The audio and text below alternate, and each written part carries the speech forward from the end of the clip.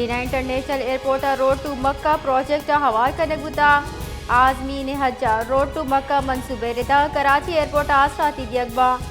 आजमीन हज immigration Saudi अरब आबेद कराची अभी आजमीन हज जिद्दा और मदीने एयरपोर्ट सरा इमिग्रेशन जरूरत न कपी बुनशुन रिदा अवली गुराब कराची अचा 9 मई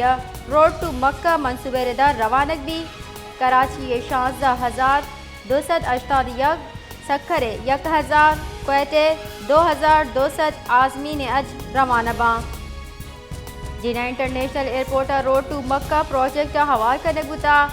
आजमीन हज रोड टू मक्का मनसूबे रिदा कराची एयरपोर्ट आसराती दियगबा आजमीन हज इमिग्रेशन सऊदी अरब आबेद कराची अभी आजमीन हज जिद्दा और मदीने एयरपोर्ट सरा इमिग्रेशन जरूरत न कपी बुनशुन रिदा अवली गुराब कराची अचा 9 मई रोड टू मक्का मनसूबे रिदा रवानक भी कराची 16,288 सखरे 1,000 क्वेटे 2,200 आजमीन अज रवानबा।